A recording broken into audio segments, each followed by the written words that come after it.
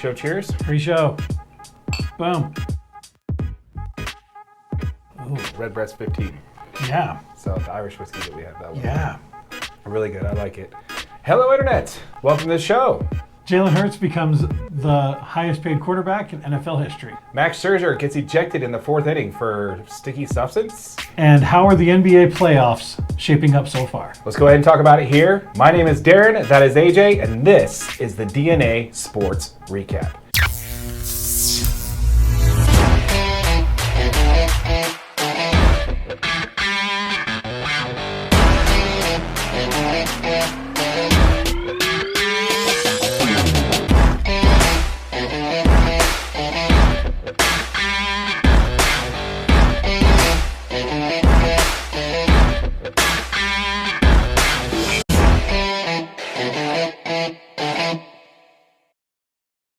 So, how's it going, AJ? Doing good, man. Doing good. Busy, Awesome. busy. How about you? It's been a good week. Doing well. Thanks for asking. Where do you think we should start off first this week? Should we start off with the NFL? Yeah. There's actually been some things happening with the NFL finally. Yeah. I know we teased it earlier in the opener about Jalen Hurts, but I want to talk about something else that actually has a little bit of controversy to it. Okay, I'm ready. And that is the Washington Commanders. We talked about this on the golf course this weekend about how that they were, there potentially was the highest bid from the Harris Group of $6.05 billion. Wow, dude. For the Washington Commanders. So there's a little bit more to this story than that, believe it or not. Okay. So it was reported that the Harris Group with Jeff Bezos, Magic Johnson is in the group, by the way, as well, have agreed to bid, have made an offer to the Commanders of $6.05 billion. But there's a little bit of a wrinkle in this, and it's kind of interesting because out of nowhere, former Duke basketball player Brian Davis makes a cash offer of $7 billion. A cash offer of $7 billion? $7 billion. And this is conveniently 2 days after it was reported by the Washington Post that sources within the NFL were actually disappointed that the biggest offer for the Commanders was only $6.05 billion when the team was estimated to be worth, guess what the number is? $7 billion. Great guess. How'd you know? I'm a thinker. Yeah. So, I mean, kind of interesting, right? Like, you know, out of nowhere, here's this cash offer by someone, by former Duke basketball player Brian Davis. Makes a $7 billion cash offer. How, as a former Duke basketball player, do you obtain $7 billion? It's really interesting about that because apparently he's leveraging his green energy consulting company. Green energy development company. He's leveraging all their assets to come up with the money to do so. There's lots of, hey, where's this money coming from? Yeah. So, I mean, it would be unprecedented because it would be the first time that the NFL would have a black owner, sole black owner, which would be awesome. Yeah. But again, there's just a little bit of interesting twists to that. It also comes with a really interesting clause, which I don't expect any prospective owner to ever offer to a franchise. It's an indemnity against any future lawsuits or legal action.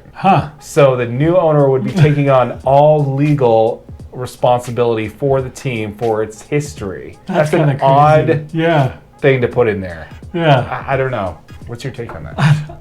I'm a little bit surprised that the Commanders are worth $7 billion.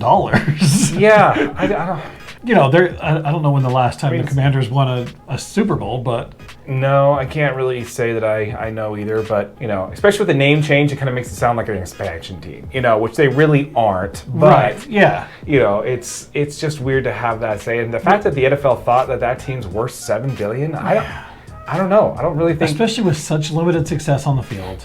I don't know, man. Yeah, that's just really crazy to me. But I mean, good for them. I guess that's probably good for the franchise. You know, bet good for allows them them. some flexibility. Like, It makes you really wonder, what the value of the other franchises are. yeah, I mean that. Like now, what's the valuation on the Dallas Cowboys if the Commanders are worth $7 billion? If the Commanders are supposedly worth 7, maybe only 6, we'll see what happens. Yeah.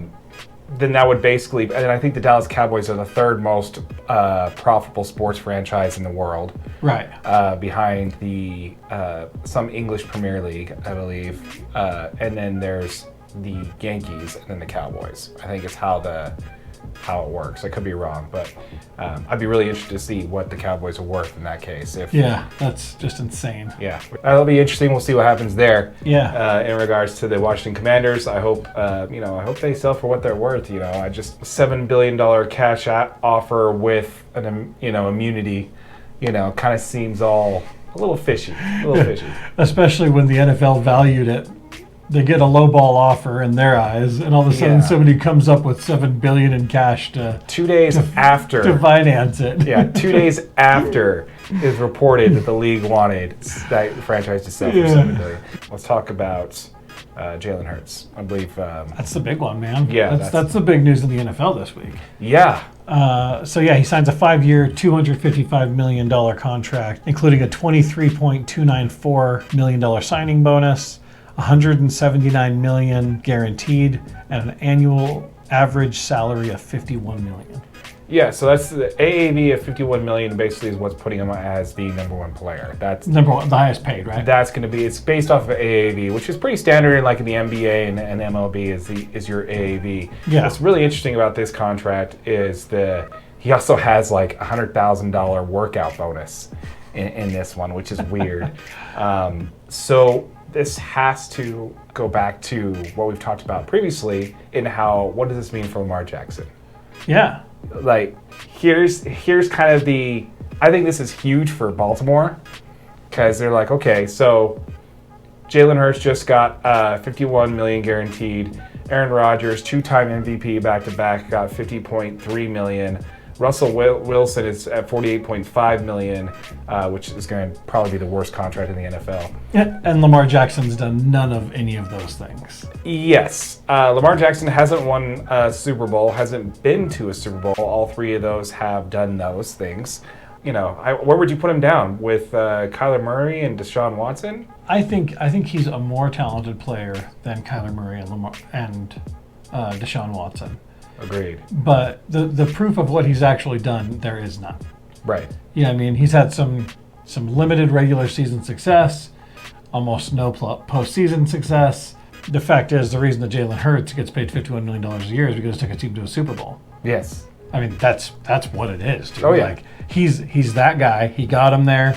He struggled. I mean, they came out the chute last year firing. You know what I mean? They were the number one team in the NFL for a reason. That's not anything Lamar Jackson's done. No, and the other part of that is that's where I think Baltimore's coming out looking good. This is what the market is for a Super Bowl quarterback. That's not what you're going to be getting. Yeah. More and more, this Deshaun Watson contract is actually starting to look better and better as these. It doesn't look so crazy. It doesn't look so crazy now. With Aaron Rodgers and now Jalen Hurts' contract, it doesn't seem to be too crazy. Now, here's the funny part about the whole Lamar Jackson thing. Did you know that he's representing himself in these contract negotiations? He doesn't have an agent. I actually did see that. I thought that's crazy. That is absolute foolishness. For me, I think he would be signed right now. And he would have a very competitive contract to, I think, Aaron Rodgers and Jalen Hurts if he would have had an agent. I just don't know why, as a professional athlete, you would think that you are going to be able to negotiate better than somebody else for you. That's literally their job.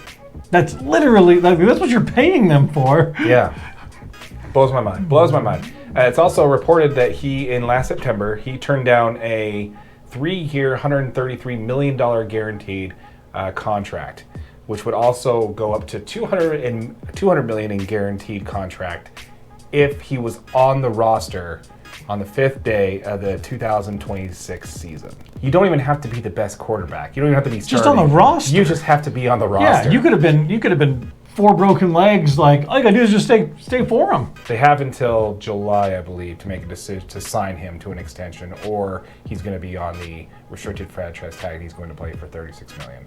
Right. So it's in his best interest to get a deal extension signed. Yeah, for sure. I mean, if he wants an extension, at this and point, I maybe would that's say, what it is. Maybe he just doesn't want it. I mean, yeah. If he's not getting the contract he wants, maybe he just wants to do a prove it year. I don't know, but if you get a contract extension, odds are he's going to get paid more than $36 million. Yeah. So I would assume They're absolutely going to pay him more than $36 million if he can get an extension done. Yes. But this is the reason you have an agent, to look at some of these things. Like, what is your actual market value? Yeah. And he's choosing not to have an agent, which is, I don't know. Yeah, it doesn't make a whole lot of sense. I don't really know. I'm pretty sure only Lamar Jackson knows what he's thinking there. Yeah. I mean, clearly he's got some reason for it. Yeah, so I don't know. That's quite interesting. So let's go ahead and move on. Let's pivot into Major League Baseball. Okay. So something went down earlier today, and the only reason why I caught this is because I was actually watching the game, and I was like, what are they doing?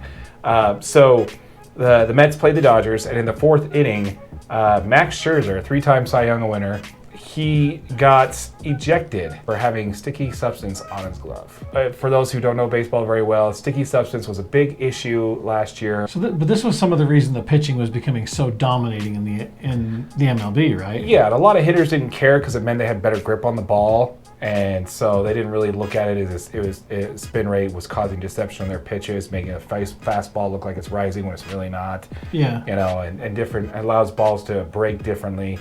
But definitely, if you watch post sticky ban and before sticky ban, you will see a definite change in spin rate and results in like ERA and wins. Yeah. So this was the first time I see anybody get ejected in the middle of the game, at least a starter of his caliber getting ejected in the middle of the game. Like, that's a big name to get thrown out of the game for sticky stuff. And he was quoted, according to the MLB, saying, "I swear on my kid's life, it's just rosin." So rosin is legal. However, the type of rosin and whether or not it's found in the dugout versus on the mound is 2 different things. Like, there was a Yankees pitcher, and he got warned twice that you cannot put rosin, your own rosin bag, in the dugout on your hands. You have to use the one on the field. So he got warned on that twice. I think the report said that Scherzer got warned in the 2nd inning that his glove was sticky, he needed to wipe it off or something like that, and it just didn't happen. And then he got ejected from the game. And I don't know if you ever watched Max Scherzer pitch, but this guy is intense. He's probably known as the craziest guy in baseball. Like, really? Oh yeah. Like, I don't think I've seen Max Scherzer pitch. One of his first starts with the Dodgers, he came out pitching a good inning, and Dave Roberts went to give him a slap on the back and say, "Hey, good job," and he turned around and just screamed, "Don't effing touch me!" You know, he's just intense out there. You could see him mumbling to himself, cussing at the ref. I'm kind of surprised I haven't seen more of this. Yeah, Max Scherzer is just a whole other breed, and he's definitely a starter you want on your team for sure. Yeah. Likable guy. I mean, I've definitely heard the name. Yeah, definitely a likable guy. He's pitching for the Mets right now. That he got a suspension for it. He got ejected. We'll see if he gets any suspensions or anything like that. Right. If he can prove it's just rosin and just a blend of rosin that's accepted by the MLB, then... It seems like the MLB would be able to just pull like a sample off that and test it pretty quickly to make a decision on something like that. In their defense, I think it's totally worth it. I don't know if we want to dive into it here, but we definitely got to talk about how baseball is constantly changing the ball. Yeah. Which I think led to the sticky substance in the first place. Right. Why pitchers were doing that is you would have... If that's something you guys want to hear, let us know. We'll dive into it on a whole subject. Leave a comment down below and let us know if that's something you'd like us to dive into. I thought that's just pretty crazy. Yeah. So that's the first time that I've seen that happen since the sticky stuff ban. Yeah. I mean, I've seen a reliever get tossed for it, but I haven't seen a It's like a starting pitcher, middle of the game. Yeah, just getting tossed. Speaking of which, we've always talked about, and when we do our MLB segment, is the new rules in baseball. The new rule in baseball this year has changed something that we haven't talked about yet, and I haven't seen it's been in the news yet, and I just happened to catch it when I was researching for today's episode. Guess what's going to happen for the first time this year if the whole 162 games season plays out? What's that? This will be the first time in Major League Baseball history that every team will play every other team. Really? Yeah, well, you think that there wasn't any interleague play before like mid-90s, right? Yeah. Late 90s is when they started doing a series, and now interleague play is happening every week. But there's never been a year where every team will play all the other 30 teams. or other 29 teams. And that was part of the rule change? Yeah, it was part of the rule change. It was put in the schedule this year.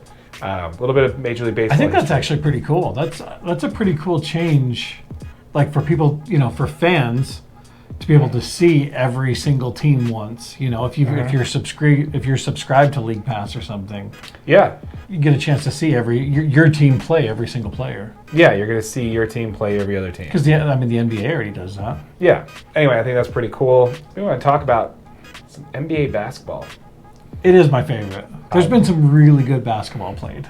Yes. Let's start off with, let's get the series out of the way that aren't really that interesting. Let's start, which would be in the Eastern Conference. Let's talk about the Celtics and the Hawks. Celtics have a 2-0 lead in that. I see that one being a gentleman's sweep, if anything, of the Celtics over the Hawks. Yeah, the Celtics might just full-blown sweep the Hawks. Yeah, I was just giving them one win because Quinn Snyder. Just because we love Quinn. We love Quinn. We're sorry, Quinn, but yeah. I don't know if you've got enough talent on that Hawks team to beat the Celtics in any game. Yeah, I don't. Yeah, I'm still really shocked that he took that position. A very similar situation he had with Salt Lake. Yeah. I'm still surprised that he took that job mid-season, but yeah, I don't see that really going anywhere. I think he did a great job getting him into the position to be in the playoffs. Mm-hmm. But I mean, he's only been over that team for a few weeks now. Mm-hmm. It's going to take a Quinn Snyder offseason to get that team into playoff ready shape. So, and some definite roster moves. There's a lot of rumors about Trae Young. They just need some shooting on that team. I think when you have the issue of defensive liability with Trae Young and his defensive liability doesn't come so much from his lack of effort. It's purely based on his size. He's just not big enough. No. 29 other teams would love to have him on there. So absolutely. It's just all about getting the right supporting cast around him. So exactly, just getting a supporting cast that he doesn't have to be that guy that's going to be your on-ball defender every single game. Mm-hmm. Shut down a point guard, otherwise it's ball game. So yeah, I mean he is known as a coach killer. So who knows if Quinn Snyder's even coaching next year? I don't know if anybody can be a coach killer to Quinn Snyder. That's true. He's a pretty tough guy. Yeah, he'll probably quit before it happens. Yeah. Oh yeah. Moving right along here, let's go ahead and talk about the other series. It's pretty much going to be a sweep, if not a gentleman's sweep. It's going to be the 76ers and the Nets. The 76ers lead that series 2-0 as well. Yeah, I think the Nets are just... The reason that they're in playoff position is because you have Kevin Durant for most of the season. You make a mid-season trade, you get rid of him. Yeah, you got Kyrie and Durant to basically carry you to a decent record, and then all you had to do was tread water to get to the playoffs. Yeah, and that's all they've been doing is treading water. I mean, they're about to meet their ultimate demise. The 76ers will take care of them. Yeah. I think that might be a straight-up sweep as well. Yeah. Well, hey, shout out to former Jazz man Jacques Vaughn for taking over coaching, and again, another very tricky issue with Ben Simmons. He's still not playing, is he? No, but he's on the team. He just shows up making $30 million, taking $30 million. Now, there actually is one 2-0 series that is very interesting to talk about. Yes, it sure is. I'm glad you brought it. Let's go over to the West, shall we? And let's talk about the Kings and Warriors. Oh my gosh, has this series not been Dude, this series has been absolutely crazy. I mean, check out our previous video where I called the Warriors to sweep. Yeah. To sweep the Kings, purely based on playoff experience. Yeah, you gotta love it. No. Yeah, for sure. But instead we've had some fantastic basketball. It's the first time the Warriors have been down 0-2, in the Steph Curry era. And I'm pretty sure I saw another statistic saying that the Warriors have never come back from an 0-2 deficit. That's true. They've never come back from an 0-2 deficit, but this is not foreign to them whatsoever. Yeah, I mean, absolutely. They've been down two games. Yeah. Being down 2 games, which is all this really is, let's be honest. Let's not overstretch it. And this isn't the first time where they've been down 2 games and lost Draymond Green. Yeah. Due to a game suspension in the playoffs before. And, the big thing is you still have Steph Curry. So let's talk about that. So they're going back home, right? Which is very interesting because we've got 2 stats that are going to be at play there. So one of these 2 stats is going to win out.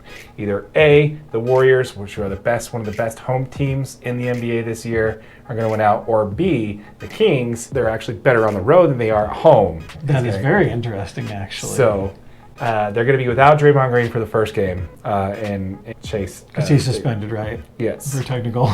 Yes, he's technically now. I don't know where you sit on this one, man. I've actually wanted to get your opinion on this. Should he have stepped on him? No. I don't think that deserved how he was punished for that. No.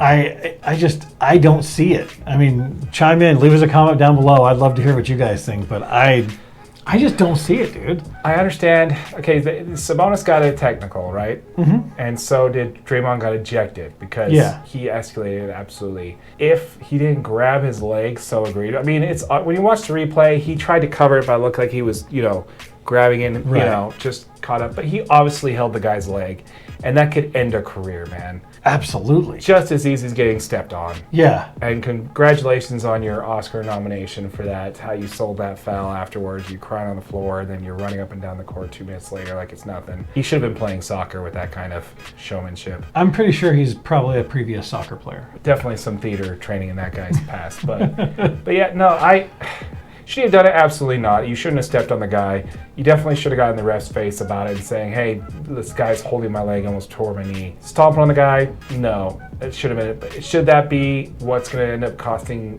the Warriors this series, which potentially could be the reason? I hate to see any of those big calls happen in playoff atmospheres. Like, I mean, we mentioned it in previous videos. The NBA has all these accusations of fixing games, and it's like you have something like this, and it's like, hey, the first chance you get, make sure Draymond Green's out of there. Yeah, it definitely feels that way, and because the Sacramento Kings are a great storyline. You know what I mean? Coming in the 3 seed against a fantastic Golden State Warriors team, like that's a great storyline for them to win out. Oh yeah, it would be an amazing storyline.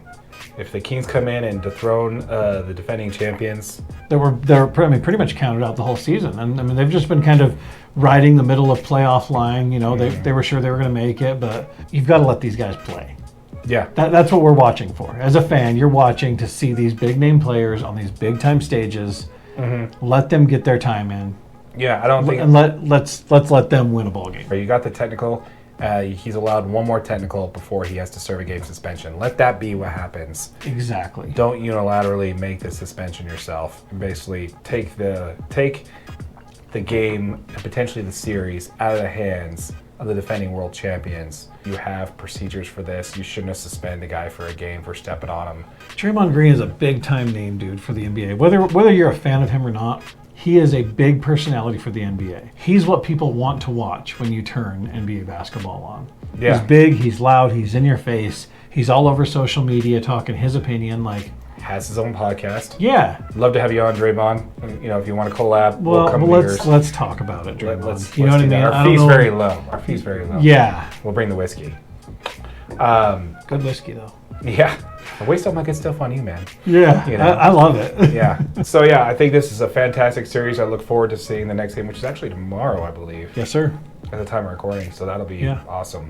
Both teams are going to be better in that scenario because the Kings have a better road record and the Warriors have a better home record. So that'll be a good one. Yeah, Draymond, so we'll be interested there. Okay, so let's now move into some of the other games, and let's talk about the game that is 1-0. That's probably not going to go anywhere. It's probably going to end up in a gentleman's sweep. Let's talk about the Nuggets versus the Timberwolves.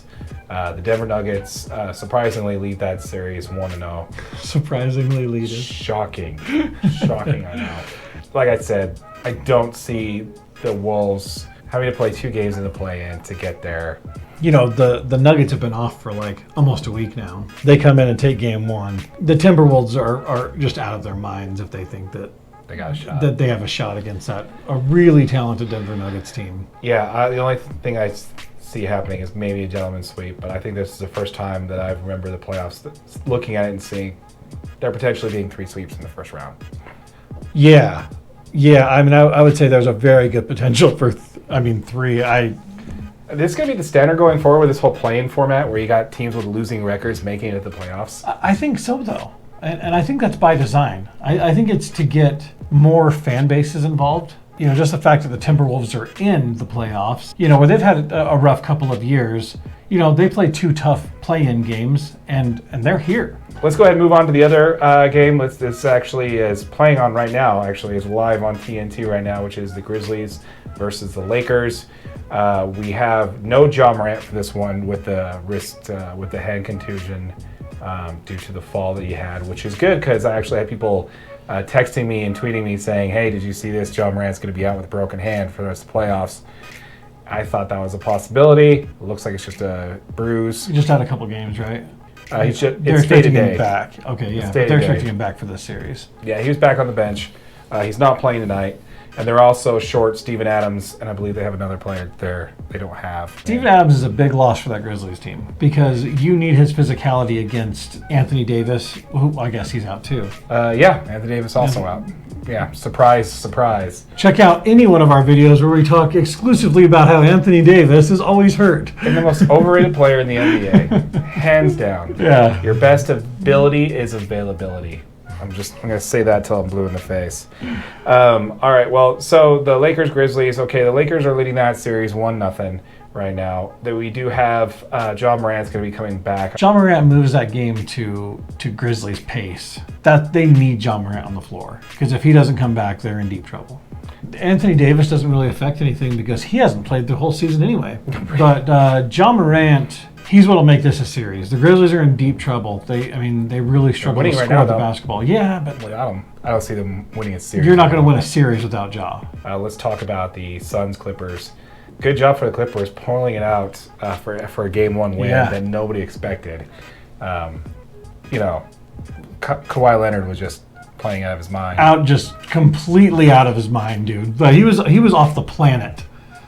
And I would like to say that I called this, that Russell Westbrook was going to come up big for them because the Lakers traded away an ISO point guard that they were definitely going to need in this series, and he came up pretty big for them in Game 1. Yeah. Defensively, he was just everything they needed. Yeah. Blocked KD. Just really, not even so much about the statistical stuff, dude, but just really being a menace on the ball. Swatting it away as they're trying to dribble, like stuff you don't really get credit for. Russell Westbrook was everything the Clippers needed to get that win over the Suns.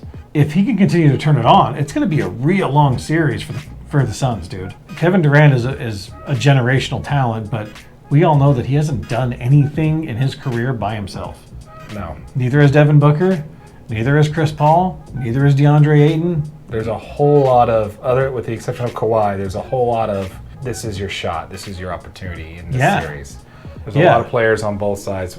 PG, he's in that position too. Yeah, and I don't have any faith in the Clippers, to be completely honest with you. Me neither.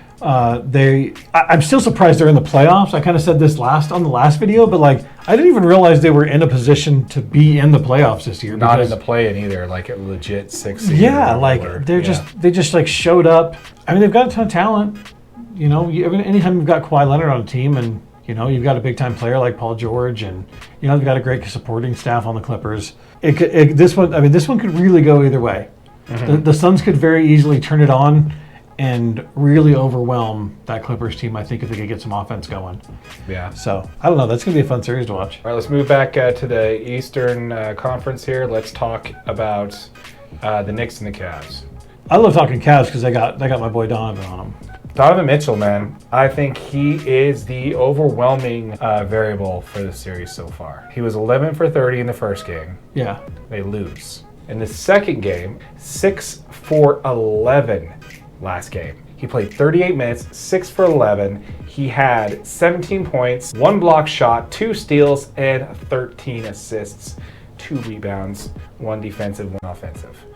That was the Donovan Mitchell we needed. That's the Donovan Mitchell line right there. Yeah. The guy who's not trying to win with hero ball, because when he does, he loses. Especially going up against a guard like Jalen Brunson, who is going to be on you. Yeah. And that's what happened in the last game. He was 11 for 30, I believe. Shot below 30% for the game, or around 30%. Here, he's shooting 54% on 11 shots. You want to talk about efficiency, 40% from 3. He was 3 for 4 from 3-point, so 75% from behind the arc. I just really feel like Donovan needs to lead that team from the front, though. He's the only player on the Cavs that have been to a semi-meaningful playoff game. Mm-hmm. Until you go deep into the roster, obviously Ricky Rubio in some past years has been there. Players like that, but Ricky Rubio and Howell Neto. Howell Neto did get 3 minutes, did not score, did not take a shot. Ricky Rubio didn't play, coach's decision. That's kind of surprising that Rubio's kind of out of the rotation. I really love that. Well, he can't shoot, dude. Like, he can't shoot, and unless you're playing 5 out. And yeah, unless you have a literal bucket load of shooters on the court, he's not going to help you. Yeah. That's a good point. But yeah, this is the type of Donovan Mitchell you need. You need him to lead the team, and this is exactly how he's doing it. He knows that they're going to shut him down. Hats off to Donovan Mitchell for being willing to Adapt on the fly. Adapt on the sure. fly and not play hero ball. I don't know how much that was the coach, how much that was his decision to do, but the fact that he only took 11 shots in that game, Yeah. knowing that he was going to be swamped. I think He's going to have to dish it, yeah. If Yeah. double teams are coming, get the ball out quick. he plays like that. I think the Cavs win the series if he plays like that. If he plays like he does in Game 1, when you're giving the other team that many possessions because you're shooting 30 shots and you're only making 10 of them, It's a lot of rebounds. that's a lot of possession rebounds. changes. A lot of possession changes. What do you think about the Bucks losing Game 1? I'm not surprised that they lost Game 1. When Giannis went out, It changes everything. It changes everything. Yeah. You take Giannis off that team, they're talented, but Yeah, I mean, it's not that he's like fantastic. He's not a fantastic shooter. Like from anywhere on the court, he's not great at passing the ball and finding open players. no. He's just good at being there and distracting everybody because when he has the ball, he's a demanding presence. You have to be there. You got to have a body on him. You better send another body, otherwise he's dunking it over 2-3 guys. And the fact that it was 130 to 117, that's a big differential. Yeah, that's a big win, Miami, dude. Miami handed it to him. I mean, I for didn't sure. think Miami was going to get out of the play-in. No, they didn't look great. But as far as Miami goes, when it came to that game, you got Jimmy Butler, who was 15 for 27, 55% from the field. He had 35 points, 11 assists, 5 rebounds, 3 steals. I mean, the guy just took over the game, man. Yeah. He saw an opportunity with Giannis out, and he did not look back, which I think is fantastic. Great Yep. job. But yeah, so that's pretty much it when it comes to the NBA. Look forward to seeing what's going on for the rest of the first round. Who do you think comes out between the Suns and the Clippers? You think the Suns? I think the Suns pull it out. Okay. The Warriors and Kings. Who do you think gets out of that one? I think the Warriors pull it out in 7. Agreed. I think they do. Yeah. They've been down 2 games before, and they always pull it out. Cavs and Knicks. Cavs. Agreed there. Yep. And whatever good one we have. Oh, Bucks and Heat. Even without Giannis, I think the Bucks can still pull this one out just because they have Joe Ingles. Of course, Joe Ingles. He's the Joe deciding Ingles factor. could save the whole thing. He can. And last series, the Grizzlies versus Lakers. What do you see going on in that one? I don't want to even have to pick this one. Can they both lose? Is that an option? You said it yesterday. You love Ja Morant. You don't like on the Grizzlies. Brooks. Dylan Brooks. You don't like Dylan Brooks, Yeah. but you hate the Lakers more. I hate Dylan Brooks more than I dislike the Lakers. Okay. So I would rather see the Lakers come out of this one and get dominated by whoever plays in the next round. That's exact. If the Lakers come out, that's exactly what'll happen. Yeah. So, and I would really love to see the Kings I'd really love to see the Warriors versus the Grizzlies. I would love to see that series. That would be awesome. But I actually do agree with that. Yeah. Warriors and Grizzlies would be a fantastic series. yeah, let's will that to happen, folks. Let's do that. Willing it into existence right now. All right, ladies and gentlemen, that will do it for us here. I believe that's everything we have on the NBA. Yep. Remember, folks, if you are watching this on YouTube, keep in mind our full episode will be available as a podcast on YouTube's podcast, also wherever else you find your podcasts. Yep, and if you're watching on YouTube, make sure you like, share, subscribe, comment down below. Let us know what you think, what you want to see coming up. Yep, absolutely. Once again, my name is Darren, that is AJ, and this has been the DNA Sports Recap. Till next time.